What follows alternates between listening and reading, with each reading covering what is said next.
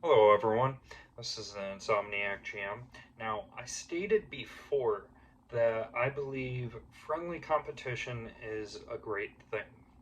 Well, Drive-Through RPG has a competitor, they're still new, and I want to bring attention to them so we can hopefully grow them and we benefit from it. From Drive-Through having somebody to compete with, we end up benefiting from it because now they got to compete with each other to get us to come to them. So I'm hoping by these series of videos of me advertising Big Geek Emporium that you guys will go check it out. And even if you don't buy something, maybe just spread the word.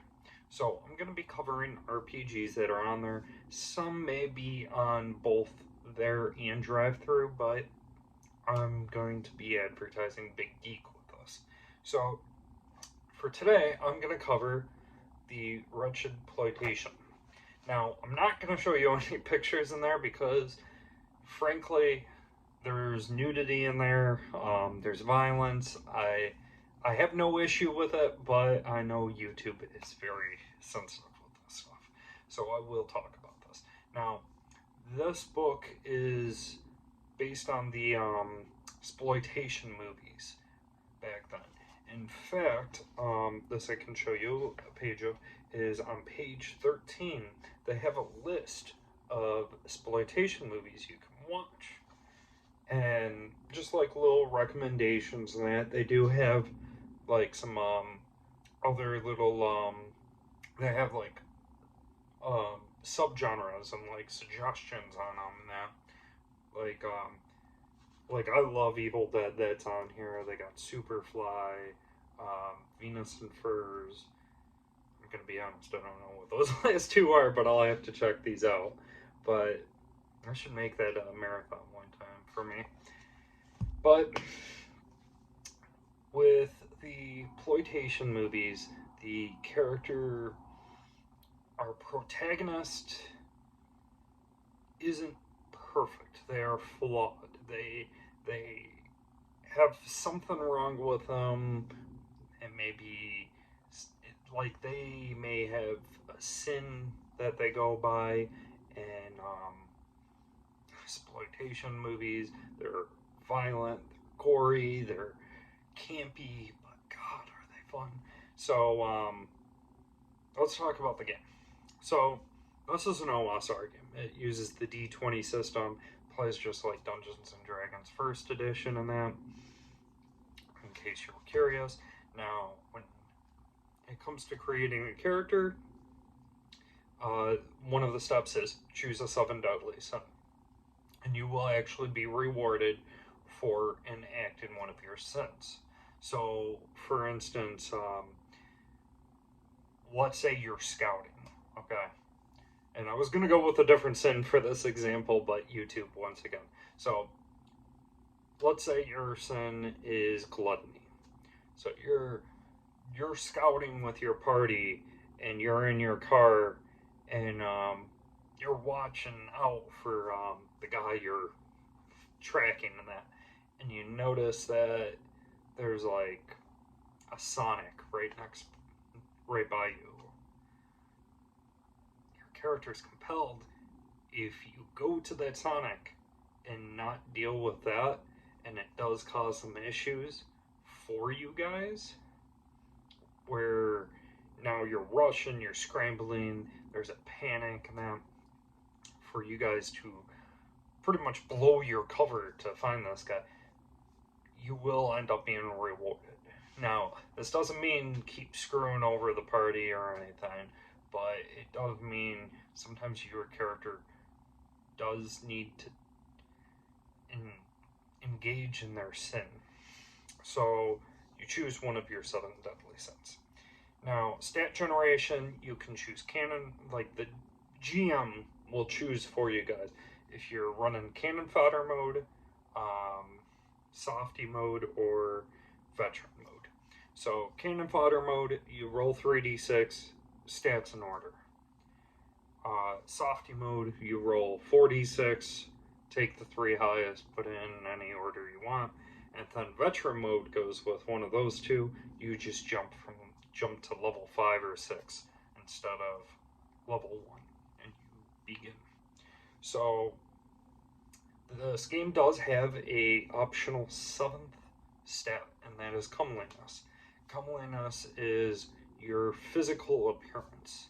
So charisma, you may be very nice at talking, but the comeliness is you look nice, you know. So you you could have a poor charisma, but you could look like a male model or whatever, you know, and you can use that. Um, each class does grant a um, skill points, and you can use those points to purchase your skills. Um, now, there are several classes, and the classes all do have archetypes. You have assassin, you have common citizen, conjurer, investigator, man of action. Um, what was that? Oh, psychic, rogue, scholar, shaman, and they all have archetypes. So, for instance, the rogue. You have the dominatrix. You have the gun-toting hobo.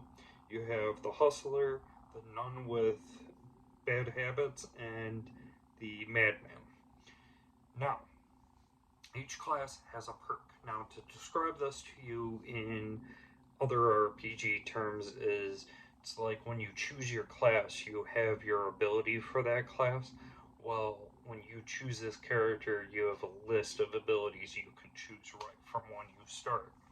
So, for instance, the Dominatrix, one of the abilities you can choose is High Pain Threshold, which gives you bonuses if you're being tortured or if you're in major pain.